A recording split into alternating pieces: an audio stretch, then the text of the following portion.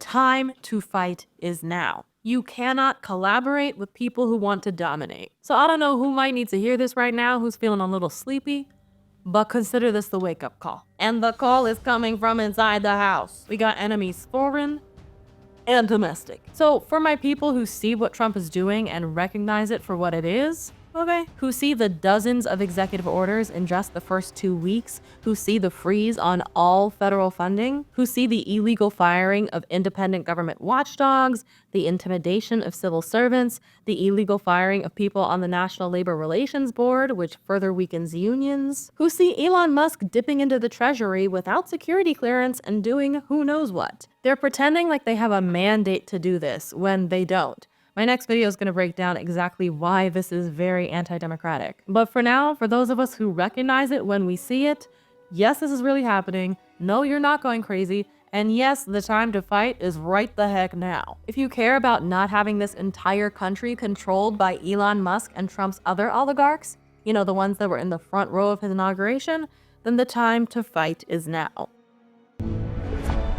Watch live sports with no hidden fees or long-term contracts with YouTube TV. That were in the front row of his inauguration, then the time to fight is now. We can either have a corporately controlled country or a people-controlled country. And for the last 50 years, under leadership of both parties, we have been sliding, thanks to neoliberal policies, to the corporate-controlled side. If we as a people want the country to serve us, rather than us having to serve corporate rulers, then we need to take our country back. And when I say take it back, I mean taking it back from the corporate interests that are controlling our politics, controlling our entire economy, that have corrupted the values of our society, and that have decimated many of our communities. And I'm not saying to take it back from diversity or inclusion. On the contrary, we need solidarity, which means we're going to need to include a wide range of people with diverse backgrounds in order to present a united front. That's the only way we make things happen. That's the only way that our fight can be effective. Corporate interests have so much more power than us economically and politically that the only way we win this is if we have the power in numbers. That means we need to stick together. They can't throw all of us in jail. The jails aren't big enough. The detention centers aren't big enough. They can't fire everyone if the whole town is in solidarity. They can't shoot down all the protesters if everyone's out protesting. You know why? Because then they'd have no one to stock their warehouses. They'd have no one to do their paperwork. They'd have no one to use their power over. They'd have no one to oppress. They've always preferred slavery to slaughter. They're hoping that we just bow down and comply, that we don't challenge their authority, that we just accept it, that we get overwhelmed, that we get intimidated, that we think they're all powerful, that we think their success is inevitable, that we mistakenly think that, well, this is the will of the people, so who are we to stop it? That they have a mandate to do this when they don't. We cannot bow to them, and we can't wait 2 years for the midterms. Hitler dismantled German democracy in less than 2 months. Article about how he did that linked in the description. Now, I'm not saying that Trump is Hitler. Again, slavery is different than slaughter, but empire is empire. Dictators are dictators. And it wasn't just on day one either, was it? Trump and Elon Musk are clearly trying to have complete control over the federal government. No checks, no balances. Founders who? I don't know them. Constitution? Where? It's no longer on the White House's website. And there's no one to hold them accountable if and when they literally drain the treasury of this country. A lot of Republicans don't even like how much Elon Musk is cashing out. Like, Steve Bannon is pissed right now. But they cannot do this unless we cooperate with them. They can't legally fire hundreds of federal workers without cause and without notice, which is why they are asking people to resign. Musk wouldn't have been able to get into this country's financial systems if someone hadn't let him in. They're trying to intimidate us, but we cannot allow ourselves to be scared into submission. The time for cooperation is gone. Now is the time for courage. Now is the time to refuse to comply. Now is the time to fight. And we, the people, need to have courage because our leaders have had no courage, no spine, no integrity. We are in this position largely because Republicans refused to keep the seditious criminal tyrant out of their party. We're here because Mitch McConnell refused to do his job and moved the Senate to convict the person who had been twice impeached. That's the process that the founders put in place to prevent a seditious traitor from resuming office, and he knew it. Republican leaders have proven themselves to be spineless cowards who are more loyal to their party than to their country. And although some Democratic leaders are speaking up, most of them seem to have lost their spine also. Where is Kamala Harris? Where did she go? I thought the fight was continuing. I thought you were always fighting for the people. Where's Ms. Harris? I don't... Oh, she's at a concert. Great. I mean, it is a benefit concert to support recovery from the LA wildfires, so it's a good cause, but, going to a concert is something I could do. Is there anything else you want to say about what's going on nationally? No? Happy Black History Month?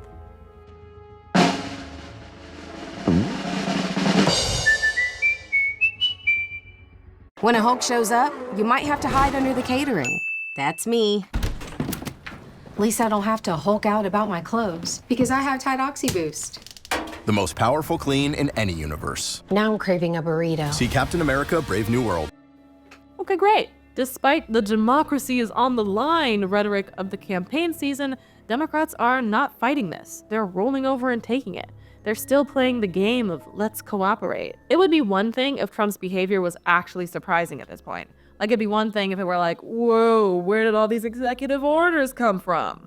They came from Project 2025. You campaigned on it. Whoa, he's doing things that are illegal. He's a criminal. We know who this man is. Come on now. We weren't ready for this? We know he's just out for himself. He almost got shot dead twice and he didn't change. He could have had his come to Jesus moment. Instead, he insists Jesus came to him. How dare you speak of mercy? Republican officials don't do mercy. Thou blasphemest! I am the chosen one. Oh, man. We know Republicans don't do compromise. Obstruct, delay, deny. That's their playbook. You cannot cooperate with someone who's trying to dominate. Cooperation requires both parties coming to the table in good faith. That's why you fight a war until both sides agree to stop fighting. Peace requires a mutual agreement. Both sides need to agree to working cooperatively, not just one side. And both sides need to keep their word. Doesn't work so well when you're dealing with a con artist. Your tactics have to match the situation you're in. If someone is actively trying to attack, oppress, and dominate you, then you can either fight back or suffer in chains. We have nothing to lose but our chains. Bullies prey on weakness. There comes a time to defend yourself. The best way to get a bully to back down is to demonstrate that you are not to be messed with. In fact, the White House did have to back down off of the initial funding freeze after widespread public outcry and a slew of lawsuits. But now they're going directly to the Treasury to illegally mess with our bank accounts. Again, their governing in this way is them trying to control us. We need to organize our power in numbers and demonstrate that we are not to be controlled. Some ideas for organizations you could think about joining are linked in the description. That's how you handle someone trying to bulldoze you. That's how you handle a tyrant. You don't ignore them or keep quiet and let them continue, because at this point, cooperation is capitulation. And we don't have to lift a single weapon. And we shouldn't, not only because of morality, but also because we're outgunned. Just a bad strategy at this point. Just like during the Civil Rights Movement, we refuse to cooperate. We organize and form coalitions, we make specific demands, and we do not cooperate until those demands are met. Yes, it will be uncomfortable. Yes, defending your rights means there will be tension and confrontation. Your freedom doesn't come for free. People died during the Civil Rights Movement. Dr. King was assassinated. We were not all kumbayaing. That's not how this works. People died during the labor rights movement. People died for your union negotiations and your minimum wage and your weekend, and we stopped fighting and it's slipping away. Your freedom doesn't come for free. We have to fight for it and defend it or we lose it. Freedom requires vigilance, and we've taken our eyes off the ball. We've become distracted by screens and spectacles, and now our freedom requires a fight. So yeah, it might be painful. It might be scary. How bad do you want it? That's the test right now. How bad do you want your freedom? Do you want it badly enough to do the uncomfortable work of talking to people who voted the other way and building coalitions with folks who you don't 100% agree with? Or would you rather stay in your little bubble and pretend like that bubble can do battle with empire? Do you want it badly enough to actually change the status quo by learning what specifically needs changing and then taking action? Or would you rather elect someone else and hope that they have all the right answers? Are you willing to give up your country to billionaires as long as they keep telling you stories that make you feel good? Are you willing to see your country destroyed as long as some people get hurt worse than you do? Or do you want your freedom? And if you do, how bad do you want it? We have to make that decision, and it's something we'll have to do together, not alone. The choice is up to us. Think about it. If you're new here, hey, I'm Asante. This is what I've been thinking, and on this channel, we're imagining a better political future by looking at how democracy really works and what we the people need for society to thrive. Now, I can make these bold statements largely because I'm independent. I can't get fired because I have no employer. That's great for my own sense of intellectual freedom. The downside of that is that I have very little money to keep this going, especially because I just launched this channel recently. But I would like to be hired by you, the people. I'm trying to make this thing viewer supported. People power is the best power, and building an independent media ecosystem is part of how we get our people power back. So if you feel so inclined to support me on Patreon or to buy me a coffee as a one-time contribution, links to those things will be in the description. Greatly appreciated, and thank you to the brilliant beings over on Patreon who support my work. And if you want to learn more about what the actual problems in our society are, beyond blaming things vaguely on corporate elites or capitalism or government corruption, then you might enjoy the reading list that I put together. It covers books that are both aspirational about what kind of democratic future we could have, as well as books that go into the roots of our social problems and talk about strategies for social change that we could use for getting through them. So if that sounds interesting to you, link is in the description. Again, links to organizations that you could think about joining are in the description.